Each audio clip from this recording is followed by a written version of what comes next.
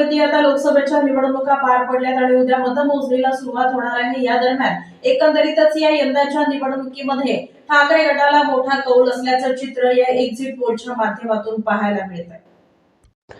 देशातील 7 टप्प्यातील लोकसभा निवडणुकीचं मतदान संपलं असून यानंतर आता एक्झिट पोल येण्यास सुरुवात झाली आहे। या पोलनुसार महाराष्ट्रात महाविकास आघाडीला मोठा फायदा होताना दिसतोय। विशेष म्हणजे महाविकास आघाडीमध्ये ठाकरे गटाला सर्वाधिक जागा मिळण्याचा अंदाज व्यक्त करण्यात आलाय।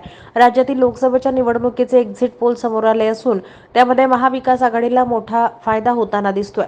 महाविकास आघाडीला राज्यातल्या 23 ते 25 जागा मिळणार असल्याचा अंदाज आहे। विशेष म्हणजे महाविकास आघाडीला मिळणाऱ्या जागांमध्ये ठाकरे गटाला सर्वाधिक जागा मिळण्याचा अंदाज आहे।